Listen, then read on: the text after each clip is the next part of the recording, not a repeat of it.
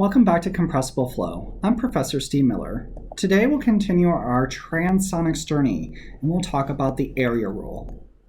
That's a famous rule of Transonics where the area varies with the streamwise position. We'll talk about its finding and origin and how it's applied for modern flight vehicles. They'll help explain the strange design of aircrafts like 747. Then we'll talk about supercritical airfoils, which overcome and reduce the drag barrier as we approach the transonic condition and help us overcome easily supersonic flight. These are used in many contemporary airliners which fly in the transonic regime.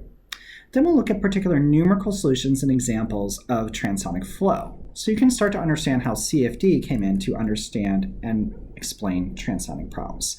Let's get started. I like to start with a quote. This is written by one very famous person named Richard T. Whitcomb. He earned a master's degree and started working at NASA Langley Research Center. And we'll look at his history in a second. You can read about him in the address below on nasa.gov in Featured People. He said, "We built airplane models with Coke bottle-shaped fuselages. And lo and behold, the drag of the wing just disappeared. The wind tunnel showed it worked perfectly."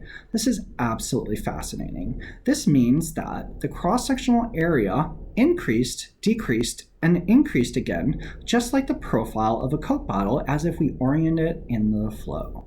This helped reduce the particular drag in the flights. Let's first talk about the area rule and the supercritical airfoil. Richard Whitcomb independently discovered three major inventions in his life, and each took 10 years of hard work of 7 days a week. The first is the area rule, the second is the supercritical airfoil, and the third is the winglets. We see all three of these on all contemporary flight vehicles, which operate in the transonic regime and above. This was all discovered at NASA Langley Research Center. Perhaps you can ask me some of the stories about Richard Whitcomb, who was certainly a bit of an eccentric. The area rule was also found mathematically in the Soviet Union beforehand and unbeknownst to Americans by Dr. Maslenikova, who's one of the most important women in mathematics and compressible flow theory. Both of these have objectives of reducing drag, that is the airfoil and the supercritical airfoil, and of course the winglet, which we're not talking about in this particular class. Now, the area rule, the so-called area rule, states, and I quote, that the cross-sectional area of the body should have a smooth variation with longitudinal distance along the body. Remember this rule. You can show graphs of this, and as long as the cross-sectional area, as is plotted with X, of the body, contains no rapid changes or discontinuous changes in the first derivatives in the cross-sectional area distribution from tip to tail, then, of course, the drag will be reduced in the transonic range. This can be derived from the equations of motion by, of course, different mathematicians, and that's where Dr. Maslenikova came in. Let's now look at the particular history of these two important people. The first is Richard T. Whitcomb, which is photographed on the right in his official NASA photo. He worked at the NACA and NASA at Langley Research Center in Hampton, Virginia. He discovered the area rule experimentally. That is, he went into a wind tunnel and took clay models of aircraft fuselages and skimmed off pieces with essentially tools and kept rerunning the air in the wind tunnel. And he found, through his intuitive knowledge of the physics of aerodynamics, the area rule and wrote it down mathematically. He also invented the supercritical airfoils, which we'll talk about later in the class. But these are types of airfoils with specific shapes which have low drag in the transonic range by, of course, having a flatter top, which eliminates the shock wave which happens on the the suction side of the airfoil. He also discovered winglets, which is another story for another time. These you can see on almost all contemporary aircraft, which are little tips of the wing where they curl up towards the sky, or on contemporary helicopters where they might curl down towards the ground. He is known as having an insane work ethic, working 14, 16, 18, 20 hours a day, 7 days a week for decades on end through his entire career of 50 years. He was indeed made a branch head, that is, a manager of a research group, so that he could, quote, do whatever he wanted. And indeed he did. His management jobs were actually done by his subordinates, the assistant branch heads, while he did research. He received countless awards, and there's actually an excellent video which I showed the link to on the previous slide, which is an interview of him when he was an older person. You can watch this video to learn about unique NASA culture. He never had time to be married, and his ashes were spread by plane, an illegal NASA flight actually, over the Chesapeake Bay. Indeed, he had many personal and indirect connections with him, which is a wonderful opportunity to meet him later in his life, right when I started working at NASA in 2009 through his unfortunate death. An opposing figure who found the area rule another way was Dr. Vera Nikolaevna Maslenikova. She was a Soviet. She was born in 1926 and passed away in 2000. Interesting year to be born in the Soviet Union, because less than 20 years later, the Soviet Union was, of course, overrun in World War II. She was a mathematician, and unfortunately her parents died at age 11. She served in World War II, which was unheard of in the Western Front, where women never served on the front lines. But indeed, she defended Moscow against the German aggression and fascist invasion in the war against fascists in Russia. She was an artillery officer later. After the war, she became a faculty member in mechanics and mathematics at University of Moscow, where she graduated with distinction in 1951. Indeed, she was a graduate student at probably what was the world's greatest mathematical institute in St. Petersburg, Russia, the Steklov Institute of Mathematics. And she was advised none other by the famous mathematician, who's a household name in all mathematical circles today, of Sergei Sobolev. Her doctorate in 1954 was on the topic of fundamental solutions of initial boundary value problems for systems of hydrodynamics of rotating fluids with regard to compressibility. That topic should sound familiar to you now because, of course, in relation to this class, a compressibility flow class. She was indeed a partial differential equations expert, and she continued working at the Steklov Institute for 22 years afterwards. She discovered, by theory, the area rule, specifically well before the West, where, of course, Whitcomb found it experimentally. For her work, she won the State Prize of the USSR and Order of the Patriotic War against, of course, World War II, which is what they called World War II at the time. Here's her picture on the right. Wonderful. Let's talk now about supercritical airfoils, now that we reviewed the area rule and its origin, and we stated it in words. You can also see graphs of the area rule to understand it for modern aircraft, and we'll look at examples. Now, supercritical airfoil was really invented in the 1960s from Whitcomb's group at NASA Langley. Its shape is somewhat flat on the top surface and to reduce the local Mach number. This, of course, will be inside supersonic regions well below what is to be for a conventional airfoil the same flight conditions. Therefore, the shock wave strength on the top of the airfoil, because we flatten it out, is lower. We don't allow it to accelerate through its higher curvature on the top. This is counterintuitive because usually airfoils are very curved on the top to create lower pressures at subsonic speeds. In this case, we just flatten it out to remove that acceleration and eliminate the transonic shocks. Therefore, the boundary layer separation is much less severe, and the free stream Mach number is higher before the drag divergence phenomena occurs. Therefore, supercritical airfoils will tolerate much larger increases in the free stream Mach number above the critical value before drag divergence occurs.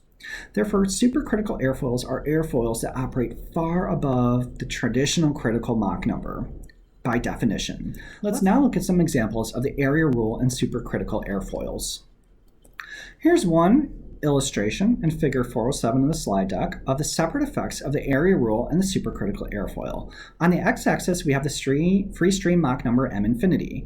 On the y-axis, we have the drag coefficient c sub d. We see, as we defined before, the critical Mach number, which is the onset of transonics, where the first transonic condition occurs within the entire flow field. That's labeled as MCR on the x-axis with increasing free stream Mach number or global Mach number m infinity. The y-axis is the drag coefficient. The drag coefficient is rather constant below the critical Mach number. Then a few things happen with the invention and addition of area-ruled aircraft and supercritical airfoils on the wings. Here in this black line represents the rise of drag through the supersonic condition of a non-area-ruled, non-supercritical airfoil aircraft. It rises up like a bearing and is tremendously high. If we area-rule the body, which we'll show examples of momentarily, of an area-ruled aircraft, we can reduce the peak transonic drag only due to the area rule.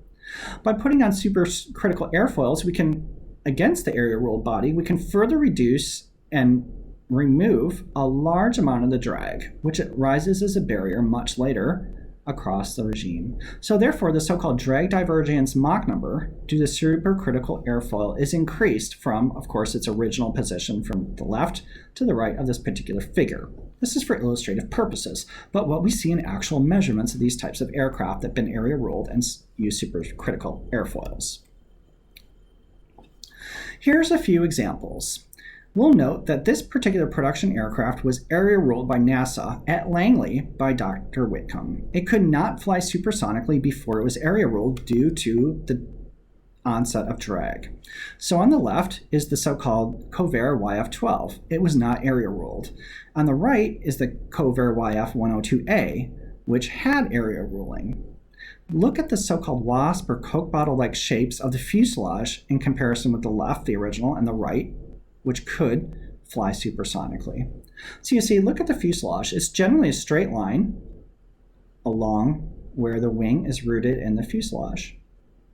Now look carefully at this old picture of a slightly area-ruled YF-102A. So the side of the fuselage comes in, it meets the wing, and where it meets the wing, the fuselage cross-sectional area actually becomes smaller as you move downstream. So right here, the cross-sectional area of the fuselage is a lot smaller, because if you add in the cross-sectional area of the wing, it becomes bigger, and it actually evens out to be like a straight line. You can see this graphically in this particular figure for the YF-102 area-ruled aircraft by Whitcomb and NASA Langley. The area ruling increased the speed only by an area ruling of the YF-12 to the YF-102 by 25%. And therefore, 870 YF-102s were actually built. Here's the original figures, which reads, the effect of the area rule modification made on the original non-area ruled Covair YF-102 and the resulting change with the YF-102A. Once again, the x-axis is Mach number. The y-axis is the coefficient of drag. Here, Mach number goes from 0.6 to 1.2, and here's Mach 1 of the aircraft. The onset of the transonic drag occurs around Mach 0.9 and it rises. This original thick line here is the prototype YF-12, which could not go faster than the speed of sound in the flight vehicle. These are taken from measurements in a wind tunnel so they can force the airflow to go higher and find those values.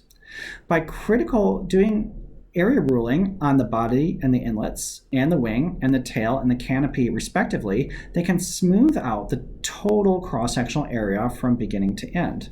So here's the cross-sectional area, the total value from the beginning of the aircraft to the end as we move down the aircraft. So this line here where I'm moving my cursor represents the cross-sectional area to the total, which comes down and is nice and smooth towards the end. So you see it's nice and smooth. The original vehicle had large, sharp discontinuities and fall-offs near the end, which prevented it from going faster than the speed of sound. You can see the changes in drag with the revised and original vehicles.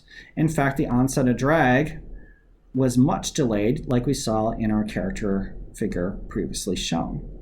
So the area ruling of the nose and the fuselage, especially around the wings, the delta wings, caused the transonic drag divergence to occur later, which allowed the aircraft to become a supersonic aircraft. It's that simple.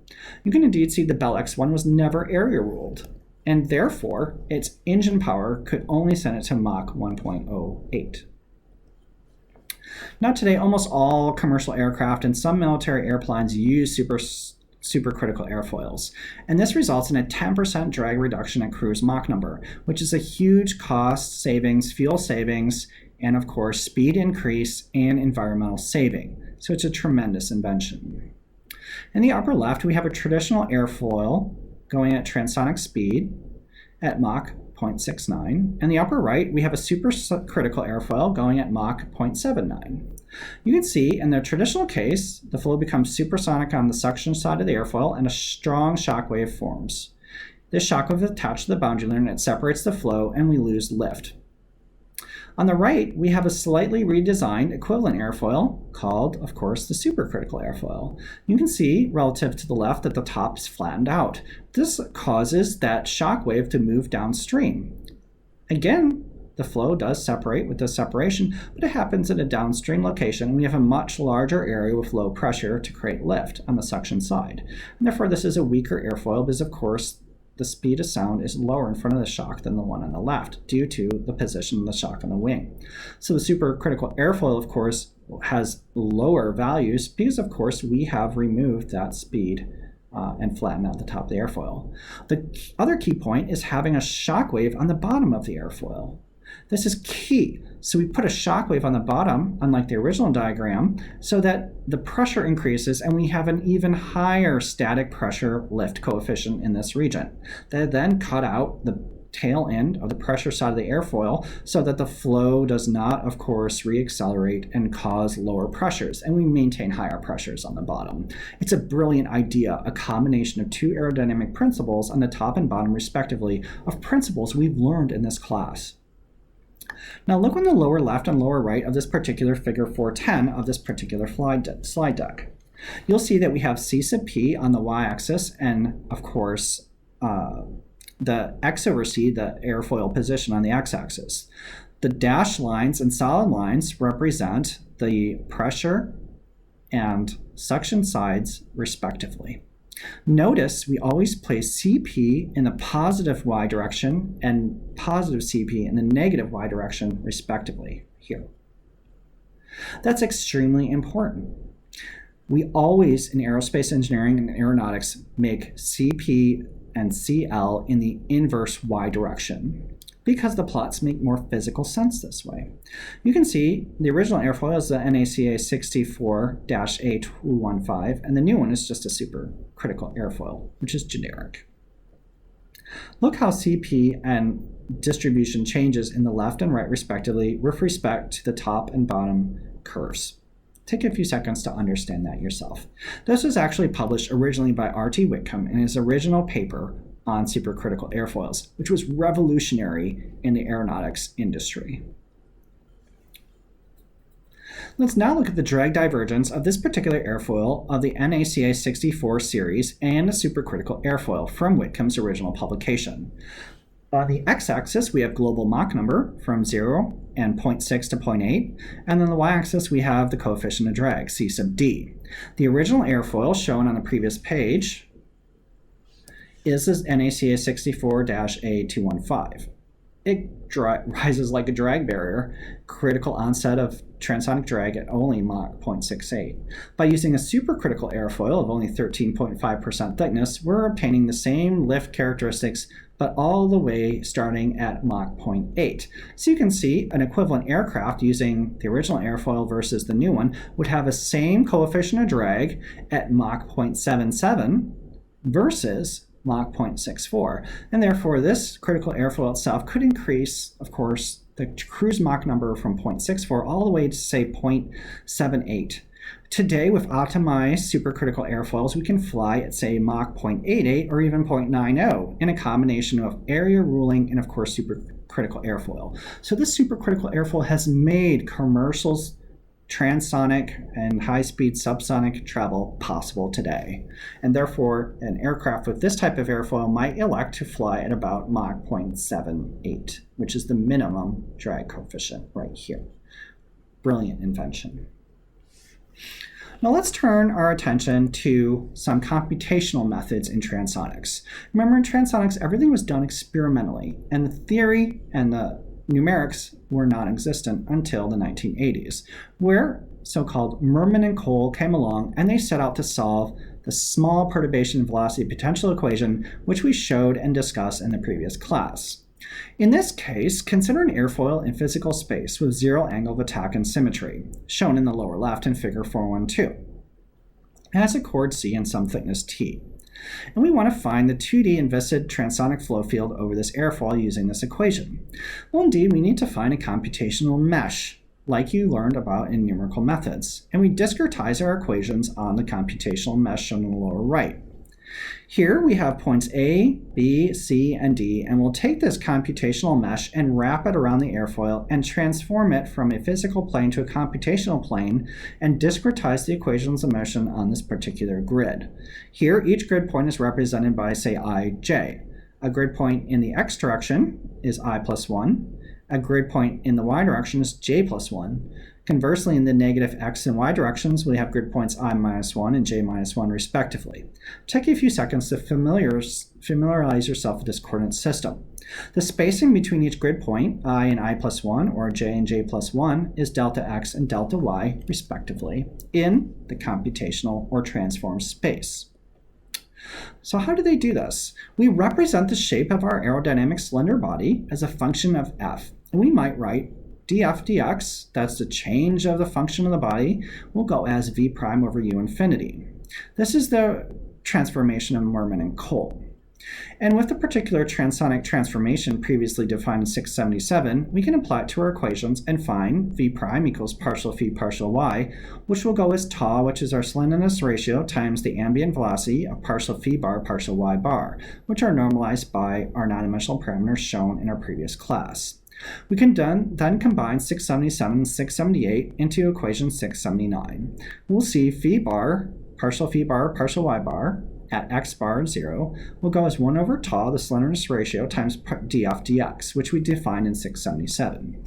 Remember, df dx will be a known function of x, and therefore x bar is completely known. We'll then enforce the flow symmetric conditions if we have a symmetric airfoil about the y plane. We can then find the CFD, or numerical solution. This is one of the first forms of CFD and transonic flows. Let's now consider a second order one-sided difference for partial phi bar partial y bar, which is at the surface of the airfoil. We can discretize partial phi bar partial y bar, which appears in our equations of motion, into computational space by writing it as a finite difference form, which you learned about in numerical methods. If you don't remember finite differences, now's a good time to go back and look at, of course, your numerical methods book. We expect you to understand these methods in this class. Here, I is the particular grid point index, and therefore the corresponding discrete boundary condition is written in 681 as 1 over tau times df dxi goes as 1 over 2 delta y of negative 3 phi I1 plus 4 phi I2 minus phi I3. Here, I is the index in the x direction, and j is the index in the y direction in the computational space. We can also account at other boundaries and must account for the flow disturbances going in and out of the domain. And we can account for that through the so-called doublet singularity, where phi bar of x bar and y bar goes as 1 over 2 pi k to the 1/2, which is the transonic similarity parameter, times d x bar over x bar squared plus k y bar squared. Here d is an effective doublet strength, which is obtained as part of the numerical solution to match the outgoing and incoming flow at the boundaries according to our boundary condition of u infinity. This type of particular finite difference scheme within the flow field will depend on the flow being supersonic or subsonic. Remember, this represents the first invention and use of the so-called advent of upwind differencing, or upwind, informally in some circles. For example, we might bias our finite differences for subsonic versus supersonic flows as shown in 683 and 684 respectively. Look at the form of, say, 684 with respect to 683 for supersonic flight. The difference in 684 is only taken in one direction, the negative I direction. That means it's only accounting for the derivatives in supersonic flow. So in regions of flow which are supersonic, they'll discretize the equations in 684. In regions of subsonic flow locally, they'll use 683. How does this relate to the so-called elliptic and hyperbolic forms of the Navier-Stokes equations, for example, in elliptic and hyperbolic or hypersonic or supersonic flow? Think about this for a few seconds, as we recovered and discussed this type of idea in our previous classes, when we're talking about the region of influence in supersonic flows. Now, these difference equations are found for locally subsonic and locally supersonic flows applied at every point in the computational domain. We substitute these finite differences into our equations of motion for, of course, the compressible potential equations, perturbation equations. We do this, and then thankfully we actually find a linear system of equations of the form of ax equals b. Here our unknown variable's phi, and it's located at ij. And so our coefficient matrix is A. Our unknown variables are each phi at every grid point ij, and we have a right-hand side sources b, which enforce our boundary conditions. These solutions can be found using many numerical techniques, which you can study in numerical linear algebra. The original approach used the so-called successive line relation technique, which is a famous solution technique for linear algebra, which you would learn about in those classes. Let's make this substitution and solve this equation and look at particular solutions with respect to experimental data. Here we see a particular pressure coefficient distribution about a circular arc airfoil, shown in the lower left. This comparison is between experiment and measurement. The first three Mach numbers correspond to subcritical and supercritical cases. The x-axis here is x bar, which is normalized from -1 to 1, which is x over c, and the y-axis is Cp. Here, we can see particular experiments, which are circles, and the computations, which are lines. There's excellent agreement in all cases at different Reynolds numbers. However, this is the location of where a shock occurs, and the prediction doesn't agree with the shock. This is occurring for two reasons. First, the probes on the airfoil body are finite width, and it's integrating the shock wave across the width, which smears out the experiment. Certainly we know that the shock waves are just continuities, and we're not seeing this in the particular transonic flow. Second, there's no shock capturing scheme in the numerical method, and therefore we are not able to fully resolve the shocks. Let's make some notes. Recall that this approach, which we previously developed, assumes that the body is thin and resides at a small angle of italic alpha. We'll always find good results using Cole's method in both leading and trailing edges regions, where there are large changes in the flow. There are some errors near shocks, as we previously mentioned. And now we might even expand these computational approaches which are used today to look at more results. Let's just look at the computational experimental results so you can understand transonic flow a little bit better. Let's get started. Here we have a number of computational grids overlaid with an airfoil. Remember, in numerical schemes, we find the solution at every point. Every point is connected to other points by lines. These are called lines of connectivity. So we're only finding solutions at points because we're using discrete computers. This is one concept of particular aerodynamic bodies being fitted in with computational grids, which are overlaid with each other and found through interpolation between grids. That is, the solution can be found by interpolating between grids as the solution progresses on structured grids. Here's some particular calculations. Here we have a particular analytical solution, a numerical, and two numerical solutions. This is over the Joukowsky airfoil, which is thin, near high speed. This is a Mach 0.8 Joukowsky airfoil at an angle of attack of 1 and a slenderness ratio of 0.1. We have the upper and lower solutions respectively. The numerical solutions generally match the analytical solutions very well, which are shown as the black line with circles for the upper and lower surface. So these numerical solutions can calculate excellent predictions if they're used properly. Here's a very similar technique shown for a wing segment. The span of the wing goes from, say, 0 to some value. It's normalized as eta, which goes as, say, y direction divided by the total length of the wing. Therefore, eta varies from 0 to 1. In this particular paper, we're seeing transonic flow calculations using numerical methods, which are very similar to Cole's method, at three particular positions. This graph here is for eta 0.4, the middle graph is for eta 0.6, and the top graph is for eta 0.95, which is the normalized span-wise location. At each location, you have, of course, the suction and pressure sides of the vehicle respectively. The top side, of course, is the suction side, and the bottom side is the pressure side of the wing. Out near the tip, the middle, and near the fuselage, you can see that once again we plot C sub p as negative towards the positive y-axis. This is completely customary and normal in these types of plots. The experiments are shown as circles which were taken by static pressure ports on a mounted wing in a wind tunnel. The numerical calculations from the small perturbation equation and the full potential equation, which we showed previously in the last class are shown as the dashed and solid lines respectively. Take a few seconds and see the advantages of using the full potential equations versus the assumed small perturbation assumption. And you can see by using the full potential equations, which have less assumptions, we have better accuracy relative to experimental results. With these slides, I think you can get a better idea of the type of pressure distributions that are normalized as C sub P all over the wing. Let's now look at a full Euler equation numerical solution over a transonic flow. Here, of course, we're looking at the NACA 64A 410 airfoil. The ambient Mach number is 0.72 and the angle of attack is 4 degrees. The experiment is shown with circles, and the Euler equations are shown as the dashed line with solid circles.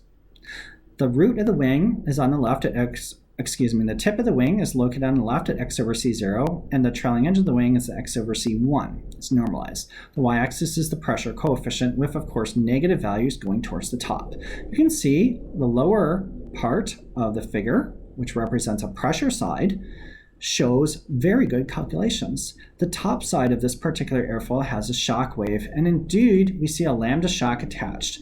The experiment is much lower than the prediction. Therefore, the prediction has a large amount of error because it did not account for the lambda shock. Indeed, there's no turbulence accounted for in the Eulerian calculation because viscosity is set to 0.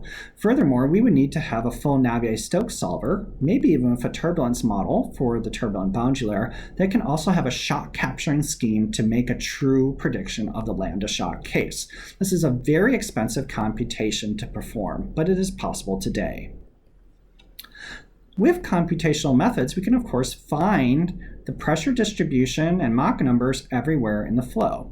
Here we see contours of Mach number about a NACA 64A 410 airfoil calculated with the Euler equations, which was shown in the previous figure at an angle of attack of 4 degrees. Each line, about the airfoil body in the middle, with a chord as a dashed dot line, is represented by a solid line. For example, everything on this line is Mach 0.7. Everything on this line is about Mach 0.9. You can see the transonic condition, or the sonic line, is Mach 1. We have a supersonic flow, which is in a bubble on top of the airfoil. The flow everywhere else, of course, is subsonic because the global Mach number is 0.72.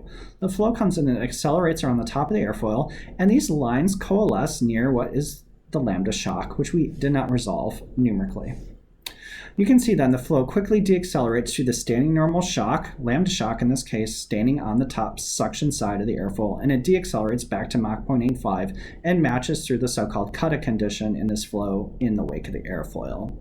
Remember, we do not know what the exact Mach number is between the lines. We only know the Mach number on each particular line. We could, of course, create more contour lines with particular Mach numbers which we're curious about to know the exact values. So therefore, this is a kind of quantitative plot, but it's certainly not as good as a line plot like we previously showed. Take a few seconds to understand the physics of these types of calculations, which is, of course, part of the advent of CFD in the 70s and 80s in the United States of America for aerodynamic calculations. Let's now look at a cylinder case. What if we look at a transonic flow over a circular cylinder of finite volume solutions from the Euler equations? And so we're going to look at a family of numerical solutions of the Euler equations. Here the ambient Mach number is only 0.35 and 0.45 respectively, and we'll look at the two cases. You can see that the critical Mach number for a cylinder is only in the range of 0.35 and 0.45 depending on the properties of the fluid. The dashed line is the classical incompressible theory. So here's the body of the cylinder, and we measure from theta 0 to theta 180 to find the values of, say, Cp on the cylinder. And on the y-axis, we have C sub p with, of course, negative C sub p in the positive direction, which is customary. Here, of course, about in this range here is 0 pressure coefficient. So this graph is drawn as if it was on the cylinder, plotted over the cylinder as you increase theta. So you can see for the dashed line, it is a horrible incompressible assumption of what's on the airfoil. At Mach 0.35, we find this particular line. And if we increase the global Mach number to 0.45, we can see that the flow accelerates around the airfoil and a shock occurs past an angle of 190. And of course, this pressure comes down. So a shock wave really attaches to the circular cylinder only at Mach 0.45 at least, which is a very, very low Mach number. The analytical result for CCP in incompressible flow is 1 minus 4 sine squared theta, which is a beautiful equation itself, which is what's really graphed as the dashed line. The Euler equations can't be found analytically, and that's why we find them numerically in these cases. We can also body fit types of grids over airfoils to find even better solutions, as we previously discussed in the method of Cole. But now we're solving the full Euler equations, and we can't make any fancy assumptions like small perturbations of velocity. But we wouldn't want to anyway, because we're solving the full nonlinear equations without viscosity. Here's some particular body-fitted grids.